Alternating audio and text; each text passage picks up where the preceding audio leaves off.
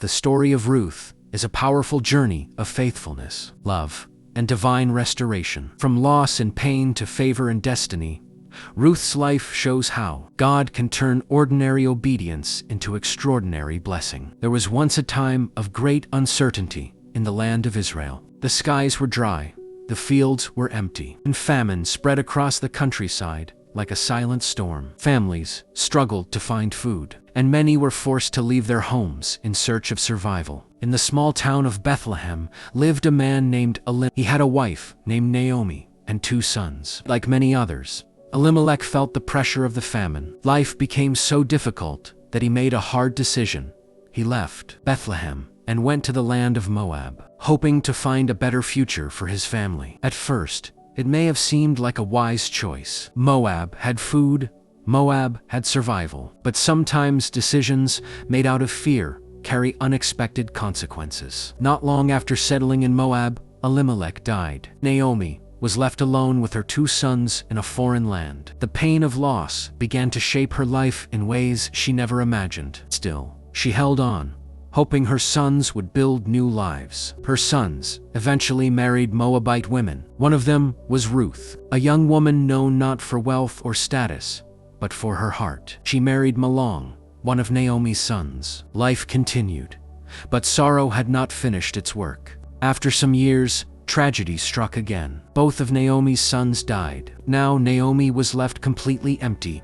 No husband, no children, no security, and no clear future. In a culture where a woman's survival often depended on her family, Naomi felt broken and forgotten. She decided to return to Bethlehem, hearing that the famine there had ended. When she prepared to leave Moab, she turned to her daughters-in-law Orpah and Ruth and encouraged them to stay in their own land. She had nothing left to offer them. She believed their best chance for a future was to remarry in Moab. Orpah cried, kissed Naomi goodbye, and stayed behind. But Ruth did something unexpected. She refused to leave. Naomi tried again, urging her to return to her people and her gods. But Ruth stood firm, and what she said became one of the most powerful declarations of loyalty in all of Scripture. Do not urge me to leave you or to turn back from you. Where you go, I will go, and where you stay, I will stay. Your people will be my people, and your God my God. Where you die, I will die, and there I will be buried. These were not emotional words spoken in the heat of the moment. This was a deep decision of the heart. Ruth was choosing a future she could not see, based on love, faithfulness, and trust in something greater than herself. So Ruth and Naomi traveled together back to Bethlehem. When they arrived, the town was stirred. People remembered Naomi, but she was no longer the same woman who had left. She told them, do not call me Naomi, call me Mara, because the Almighty has made my life very bitter.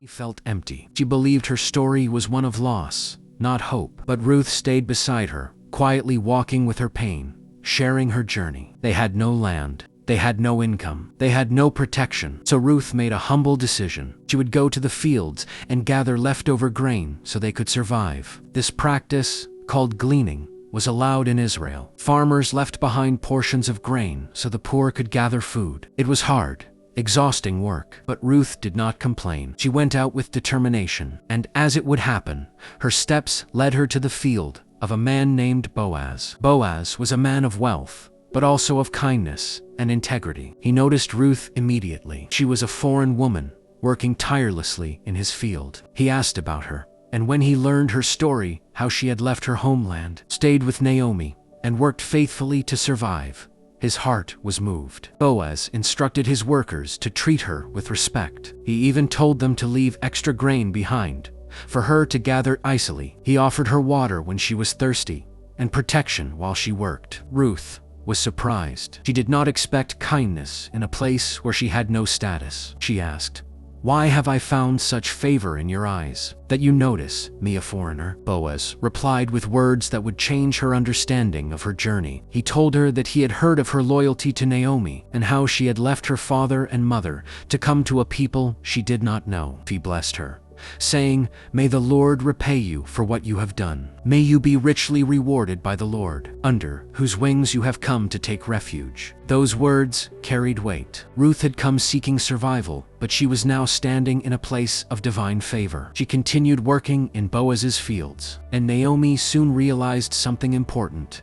This was not coincidence. This was provision. Naomi began to see hope again. She told Ruth that Boaz was not only kind, but also a relative of her late husband. According to their customs, he had a role as a guardian redeemer, someone who could restore family lineage and protect their future. Naomi guided Ruth in a bold step. She instructed her to approach Boaz at the threshing floor.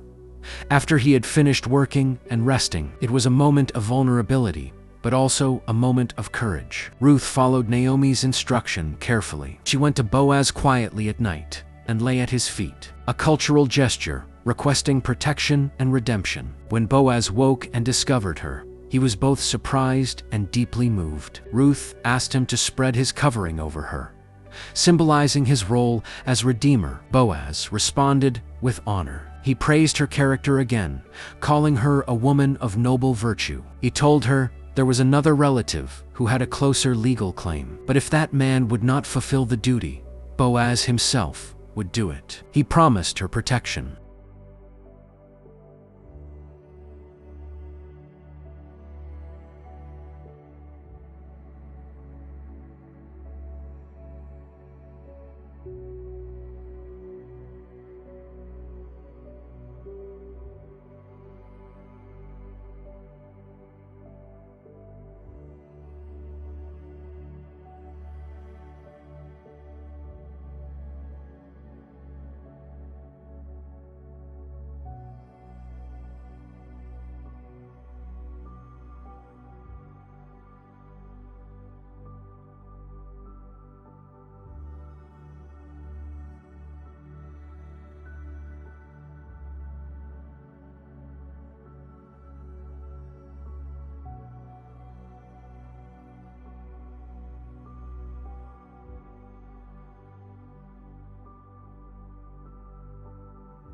Ruth left. Boaz filled her shawl with grain, more than she had ever gathered in a single day. When she returned to Naomi, Naomi saw the abundance and understood something powerful. Their season of emptiness was changing. Soon after, Boaz resolved the legal matter. The closer relative declined the responsibility, and Boaz became the official guardian. He married Ruth. What began as a story of loss became a story of restoration. Ruth, once a foreign widow with no security, became the wife of a respected man in Bethlehem. But the story did not stop there. Ruth and Boaz had a son named Obed. And Obed became the father of Jesse, and Jesse became the father of King David. From Ruth's life came a lineage that would shape the history of Israel land. Eventually, according to Christian belief, the lineage of Jesus Christ. This is where the story reveals its deeper truth.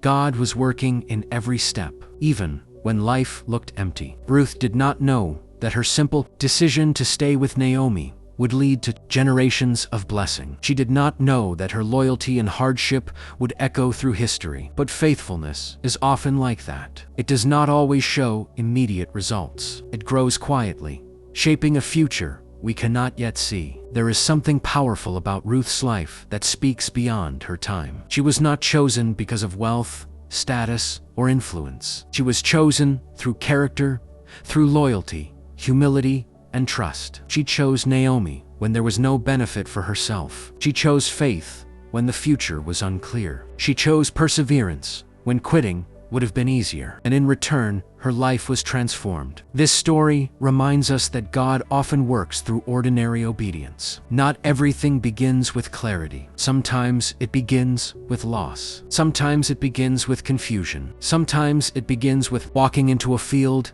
not knowing it belongs to your breakthrough. Ruth's journey also teaches us that divine favor can appear in unexpected places. A field of survival becomes a field of destiny. A place of struggle becomes a place of provision. A moment of desperation becomes a meeting point with destiny. Boaz did not just see Ruth as a worker in his field. He saw her heart, and that changed everything. Favor often follows character. Integrity often attracts opportunity. Faithfulness often opens doors that effort alone cannot unlock. Naomi, too, is part of this story. She began in bitterness, believing her life was empty, but God was still writing. Her emptiness was not the end. It was the beginning of restoration. Sometimes people feel like Naomi, like life has taken too much, like hope is gone. But Ruth shows us that even in bitterness, God can plant something new. And Ruth shows us that even in foreign places, destiny can still find you. This story is not just history. It is a message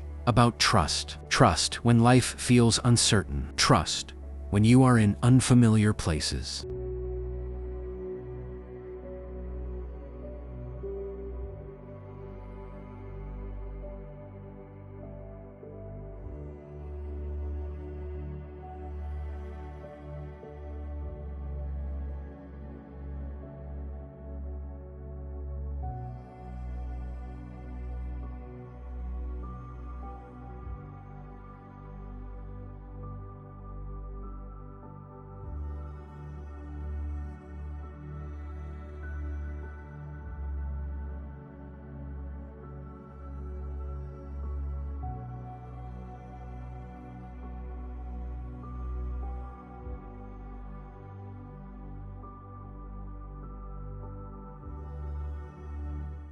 When you are walking through seasons of loss, because what looks like a detour may actually be a pathway to destiny. Ruth's faithfulness brought reward, not because she was chasing reward, but because she chose love, loyalty, and humility, even when it cost her something. And that is where transformation often begins. Not in rushing ahead, but in staying faithful where you are, in choosing to do what is right, even when it is not easy, in holding on when everything tells you to let go, and in believing that God is still working, even when life feels silent. The story of Ruth is the story of quiet courage. It is the story of unseen steps leading to visible blessing. It is the story of a God who redeems broken beginnings and turns them into beautiful endings. And above all, it is the reminder that faithfulness is never wasted, because in the right time, it brings reward. The story of Ruth reminds us that no act of faithfulness is ever forgotten. Even in seasons of loss, uncertainty,